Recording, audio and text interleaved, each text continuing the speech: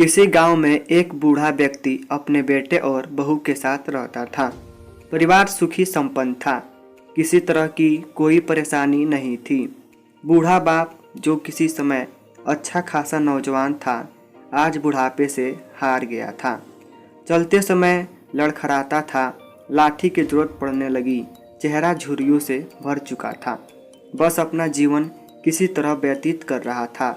घर में एक चीज़ अच्छी थी कि शाम को खाना खाते समय पूरा परिवार एक साथ टेबल पर बैठकर खाना खाता था। एक दिन ऐसे ही शाम को जब सारे लोग खाना खाने बैठे, बेटा ऑफिस से आया था।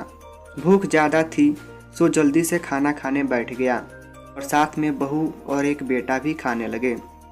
बूढ़े हाथ जैसे ही थाली उठाने को हुए, थाली हाथ से छिटक गई। थोड़ी दाल टेबल पे गिर गई। बहू बेटे ने घृणा दृष्टि से पिता की ओर देखा और फिर से अपना खाने में लग गए।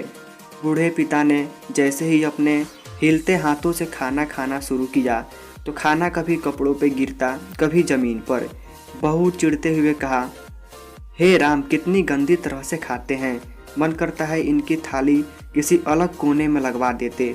बेटे ने भी ऐसे सिर हिलाया जैसे पत्नी की बात से सहमत हो। बेटा यह सब मासूमियत से देख रहा था। अगले दिन पिता की थाली उस टेबल से हटाकर एक कोने में लगवा दी गई। पिता की डबडबाती आंखें सब कुछ देखते हुए भी कुछ बोल नहीं पा रही थी। बूढ़ा पिता रोज की तरह खाना खाने लगा।